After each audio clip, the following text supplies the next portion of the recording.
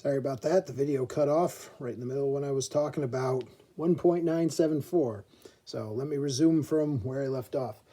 So to make the confidence interval, this is the T-star that we need. So in order to cover 95% confidence, we need to go out 1.974 standard deviations. So now that we have this calculation, we can do 2.2 plus or minus this margin of error. And I got 1.579, comma 2.821.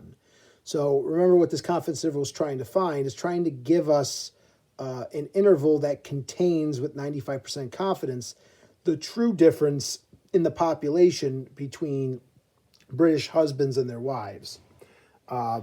So in the bottom, I put what this means. Basically, I would say I'm 95% confident that husbands are about, I rounded, about 1.6 years to 2.8 years older than their wives on average. So this is an average thing. So once again, 0 is not included in this interval. So what this means is that it's statistically significant that the husbands are older. The husbands may be older only by about 1.6. They may be older by as much as 2.8. But this 95% confidence interval, which this procedure doing this will capture the real value 95% of the time. So if my interval is actually capturing it, which this procedure is likely to create one that does, we're pretty confident that it's showing that the husbands are older than their wives. And we also have a good range of the years. So if someone came along and was like, oh, I think, men are 10 years older than their wives. Well, that's not supported by the data. What is supported is a few years difference, all right? I should say a few because few usually means 3. So we'll say a couple years difference, roughly, all right? So this is doing a confidence interval. Oh, of course I dropped something. Let's look at doing the test. So I'm going to do a paired t-test, and we'll do the hypothesis test using the same data because that's easiest. All right, so now the confidence interval tells me that it seems like the men are older. So the test should tell me the same thing, but let's look at how we would do the test. All right, so in a paired t-test, we want to see if the difference is actually significant. So this is where it's similar to a 2-sample t-test and a 2-proportion z-test. So remember, in those tests, our assumption was that there was no difference in the population. That's going to be the same with paired t-tests. I'm going to assume that the average difference is 0 and then test our sample mean against it. So for our example of if I want to do a test on it, my assumption will be that in the population, husbands and wives are actually, on average, not any different in age, basically meaning that, on average, men and women pick people about, the same age as them.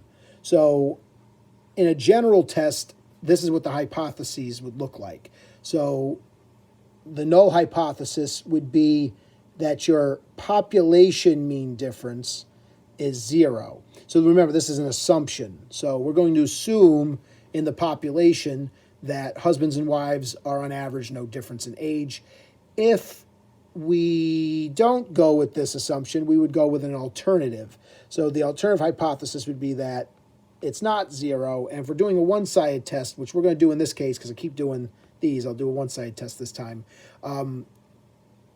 If it's one-sided, we would be saying that the mean difference was either greater or less than 0. All right. So then the procedure follows like most tests. We'll test the hypothesis with our sample mean difference and the standard error. So we have our sample difference. We want to see, well, if we're assuming there's no difference in the population, what's the chance we would see the sample difference that we are? Is it likely to see this difference or is it unlikely to see this difference? And then we need the standard error to test for the distribution of the differences. So all these things we calculated before, I'll use them again for our test. But remember, we're going to need this as our test value, and we're going to use this to make our t-curve. Once we use that information, we get a t-score, like always. So when we get the t-score, remember, that's called the test statistic. On the test, the AP exam, I should say, they'll give you the general formula for a test statistic. It's basically finding the z-score or t-score.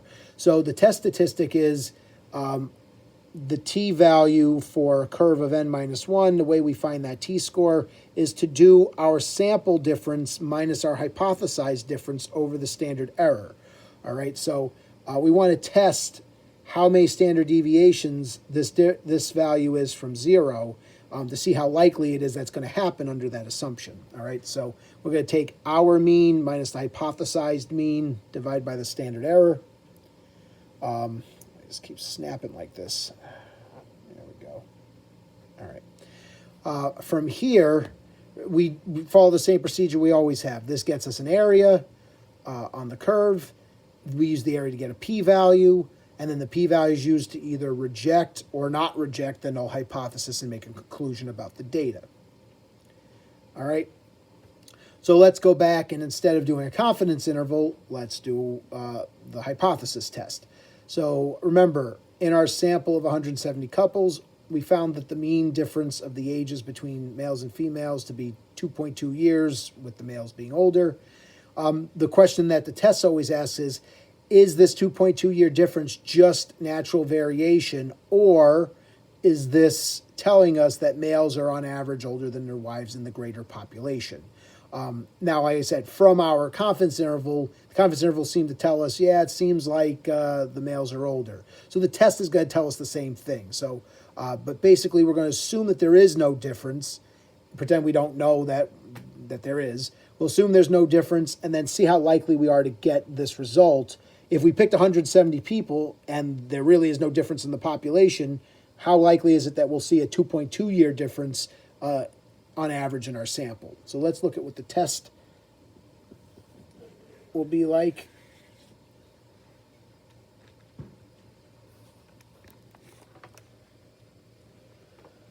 All right, so here's the test.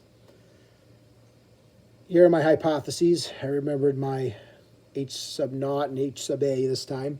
So my null hypothesis is that the mean difference, that the actual population difference between husbands and their wives' age is nothing, that they're essentially the same age on average. The alternative is, now it said in the problem, are males older than their wives? So since I did the difference husband minus wife, if I want to show, well, the males are actually older on average, which is what our confidence interval said, we want the mean difference to come out greater than 0. So basically, I'm going to assume this is true, and if this doesn't pan out, I'm going to go with the conclusion that the males are actually older. You would check the conditions. Once again, I did that verbally in the last section in that last video. So we already checked these conditions. Now, what's the data we need? Well, these three pieces are important. D bar was 2.2. Once again, standard deviation of the original data list, or the original difference list, was 4.1, and we had 170 entries. What's the standard deviation for the sample, the sampling distribution? The value for this comes out as 0.3145. All right, so we use this to then make a t-curve. Our t-curve is going to have 169 degrees of freedom. And I want to use that to see how many standard deviations out this value is. So the way I'm going to do that is use the t-score formula. This is my sample difference, 2.2. This is my hypothesized difference that's actually coming from population 0. How likely is it to happen is this area that's here. How likely am I to get 2.2 or something stranger? Well, when I subtract this, the value I found minus the hypothesized value over the standard error, you see that I'm really, really, really far out. I'm almost 7 standard deviations away. So what that means is, what's the chance something 7 standard deviations away is basically impossible.